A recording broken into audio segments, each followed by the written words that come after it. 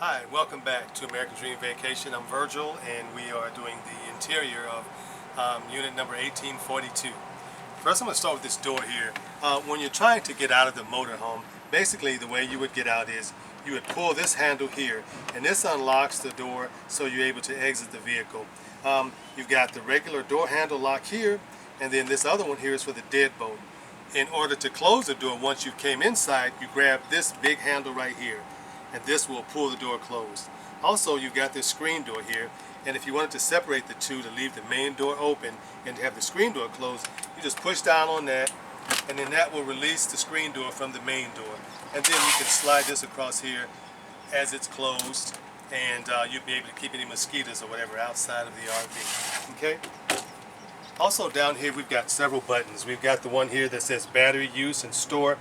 This button right here basically turns off all the 12-volt power inside the RV, and you don't want to do that because you really need that to make the lights work, fridge, and things like that. And this other button here is for the awning. It's got a power awning, and it makes the awning come in and out. And then this one here that says step light. There's a light down here where you can see the step. And then these other two switches are for interior lights. One's for the light under the awning, the LED lights on the awning, and the other one is for the porch light here. Okay, and then you've got your fire extinguisher there. So let's come on inside here. We're going to start our way over here. Over here you've got your refrigerator. This refrigerator runs off of propane or electricity. And your settings, as you can see, it's on right now, and it's on automatic. That's where you should always leave this refrigerator at, because that way you don't have to remember, oh, did I turn it to gas, did I turn it to electric? Leave it on auto and it automatically knows what to do. So right now we're running on electricity. If we unplug the RV from the 30 amp outlet, it'll switch automatically to propane. And then you have the settings from 1 to 5. 5 of course is the coldest, and it's set to 5. And the way this refrigerator works, or the way it opens, is you just put your hand on the bottom and that opens up the freezer, and then you grab the bottom portion here and that opens up the refrigerator part here. Okay? It's a good idea to try to put food in the refrigerator that's already cold, because the way these work, they take the heat out of whatever you're putting in here. So if you want your refrigerator to work very efficiently and cool off faster, put stuff in here that's already cold. So bring stuff directly from the refrigerator and stick it in here, and this thing will work and operate a whole lot better. Okay? When you shut the doors on it, make sure you hear that little snap, and that way you know they're closed properly and they're latched, because when you take off, this will swing open here and then it could do damage to the door or to the wall. And down here you've got a drawer here for whatever you'd like to store in there, and then you also have one up above the refrigerator, the freezer there. Okay? If you come back here, this whole section of the RV is a slide out room. It slides in and out by the push of a button. Now, these are bunks. However, you don't see it that way, but if you would, you could pull these latches just like this. You pull that latch, and you pull that latch, and I'll show you that in just a minute. And this will fold down, and then it'll make into a bunk bed. If you notice, there's a TV right here on the wall. When this is down, you'll be able to access this TV and DVD player. Also, this dinette will convert into another bunk. Basically what you do is you remove the cushions, just basically grab it and pull it out of the way. You do this side over here and you pull it over out of the way, and then you grab this table and you keep rocking it back and forth, and this table is going to come off of that pole that you see down in there. Once you have it off, you take the pole out of the floor and lay it down along the side here, and then this top is going to fit into here on this little groove as you see right here. It's almost like a little puzzle piece. It'll fit in there flat, and once you have this fitted securely inside of here, you lay all the cushions flat, and that makes another bunk bed. And behind this, you'll notice there's another TV and DVD player behind there. So once it's made into a bed, then whoever is here will have access to that also. Okay? And these lights, they're touch. You know, there's a little button in the very center. You push it, and that turns the light off and on. There is no switch on the wall. Just basically push that in. So let's go ahead and put this down here. So you push in a little bit, push this side in, and you bring this down, and it falls into place, and there you have a bunk bed there. And there is a window at each one of these. This is a little privacy curtain, and it just snaps into place. If you want, you can take that down, and someone could easily see out of the RV there. Okay? Turn these lights off. Back here, you have a full-size closet for hanging up dresses, shirts, or whatever have you. And there is a rack there, so you can bring clothes straight from home, still on the hangers, and hang them up. And inside of here, there's storage. You can store things like that. Or you can have access to the back of this TV. And this TV kind of folds down with these pistons and fits into place there. And then you have a TV back here in the bedroom. And you also have these drawers. You lift up and pull out, notice how the drawers are opened up. You have this privacy, you have this daytime or day-night shade here, and it slides up. This is your emergency exit. And you take these handles and you turn them in towards each other, and this window will swing out, and you're able to exit the RV through this window here, okay? And you also have electrical outlets over here, and then you have lights underneath there, and then you have storage all along there. And a switch over there. And then you have a privacy door here. Basically, the way this thing works, you just push down on it, and then you just slide it across. And that's how the privacy door works. And then you've got some more storage there also. Okay? Right over here is your main breaker box. You push that and open it up. And then if you'll notice here are all your breakers. And then here are all your fuses. And we do not put spare fuses in there. But that is your box, and they're all labeled, okay? So kind of remember where that is in case you have a triple breaker. And once again, you have an outlet right there. You're going to go ahead to the bathroom. Inside of here, you have your light switch, and then you have your faucet, of course. And then in here, you have 4 rolls of toilet tissue, and you have 2 bottles of chemicals, and that's the standard issue that we give you. You only want to use RV tissue that is designed for RVs. Don't bring the tissue from home because it's too thick and it'll clog up the electrodes and the sensors in the tanks. The way the toilet works is, this one has a foot pedal. You basically just step on the pedal, and that puts water in the bowl, and you step all the way, and that flushes it. And you don't want to put anything else in the toilet other than the tissue, like I said. You don't want to throw any kind of other napkins or anything in there because it will clog up the tank. And in here, of course, you have your regular shower. And it's just like at home, left is hot and right's cold, and then your shower head there. And you have a shut-off valve here if you wanted to just have the water and then shut it off momentarily and then soak up. And of course, the shower door just slides across like so, okay? And there is a GFI breaker over there on that wall over there for you if you want to plug in a shaver or something to that nature, okay? Over here is your monitor panel. But one thing about this RV, this has ducted air in the ceiling.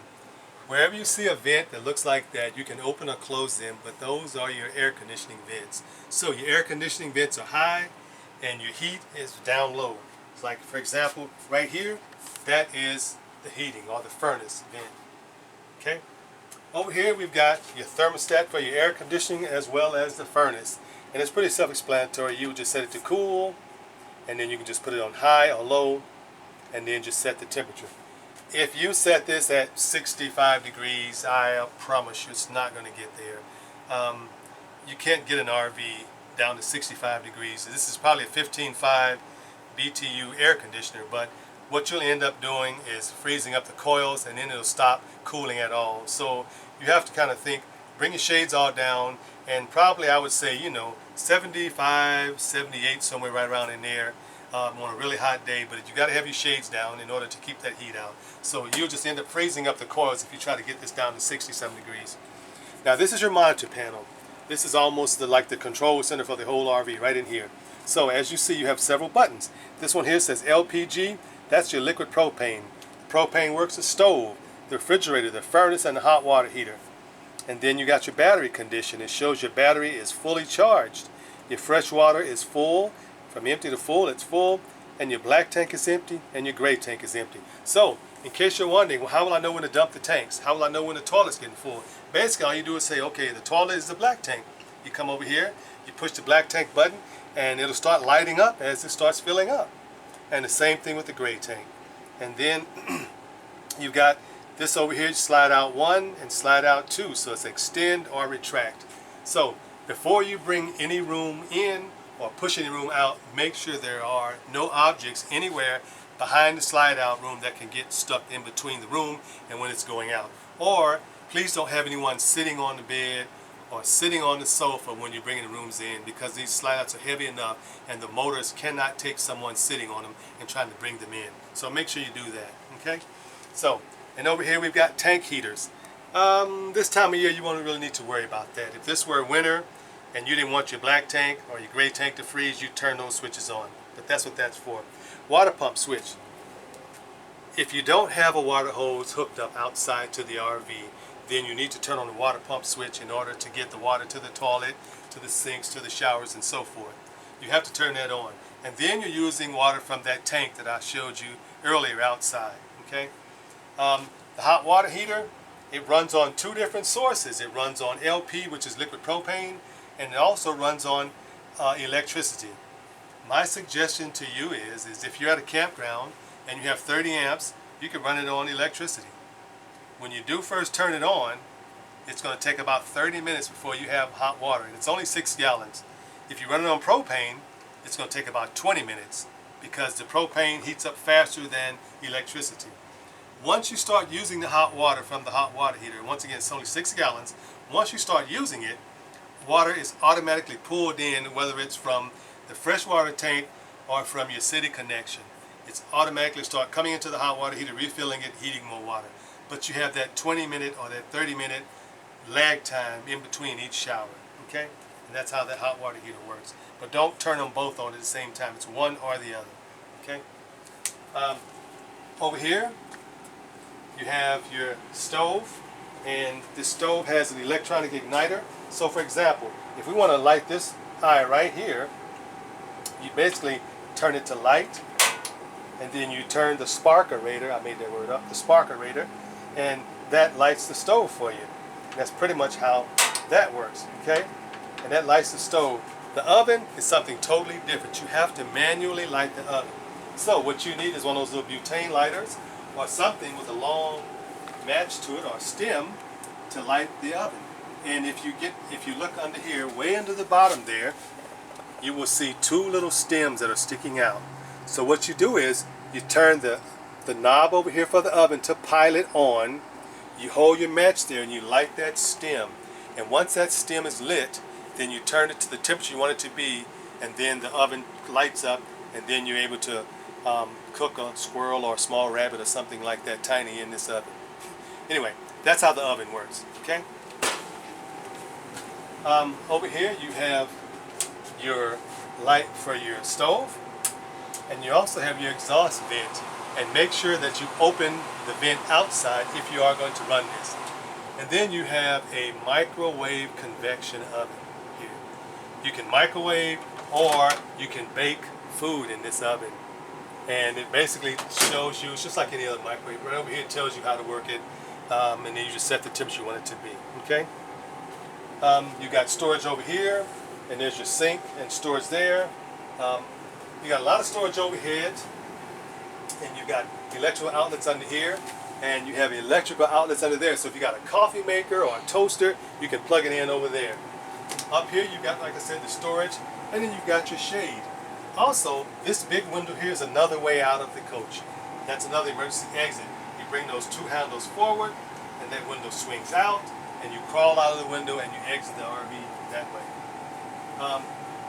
What we have here, this is your privacy curtain, in case you're wondering. Well, we've got shades everywhere. How do we block this off? Well, guess what, folks? This is how you block it off. If you notice, this has Velcro on it, and then there's Velcro here, here, and it's in different places around the RV that you will see. If you flip down the sun visors, you can see more Velcro things where you would just put this in.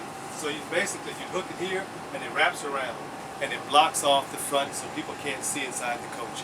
And that's what this will do for you, okay? And then you've got your ladder right here, so you can climb up and be able to access this bed up here. This TV up here works off of electricity. You have to have either the generator going or be plugged into electricity in order to make this work. There is a swivel arm that this is attached to, and there are two knobs over on the side there that you would turn to lock or unlock this arm so this TV would swivel around. So, and then up here in this compartment, we have a DVD player. And of course, going down the road, you can watch movies. Of course, you got to have the generator going in order to get electricity to make this work. There's your DVD player, and there are 3 remotes to this RV here. And there they are there, folks. And you also have another outlet up there. So if you want to plug in something else, you're able to do that because you've got another power outlet under there. Okay. Here, you've got a switch under there that turns on the bump lights. And again, you've got these air conditioning vents here, and then you have this power vent here. You can turn this to different settings and it'll come on automatically and open itself up and pull out the hot air. The only thing to remember is if you open this up, you gotta remember to close it before you leave because it's just open to the sky, and if it rains, rain will come right inside of here and wet all this upper bed. So remember, you gotta close that, okay? And then you got your shade over there. Now this will make into a bed here. What you want to do is you grab the bottom cushion, the top cushion, and you remove them completely. And then there's a lever up under here. You flip it to the middle, and then you push that table down. And what's going to happen is, once these cushions have been removed, you're going to have enough room to slide this right down and sit it on this little ledge here. It's going to fill in that square. Almost like the dinette back there. You fill in that square. Once you have that down and in place, then you take the cushions and you lay them side by side flat on top of this whole base, and that makes into another twin bed. You also have seat belts on this. You have 2 seat belts over on this side of the dinette, and then you have seat belts down in here. If you wanted them, you can reach down inside here and grab. There's 2 sets of seat belts in there. This sofa will also make into a sleeper. Grab the bottom of it, you pull it towards you, and you lay it flat. And then you lay your sheets on it or whatever, and then that becomes another sleeper. To put it away, you grab this bottom, the back, pull it towards you, and just put it back down in place. Okay. Down here, we've got a couple of things. We've got an electric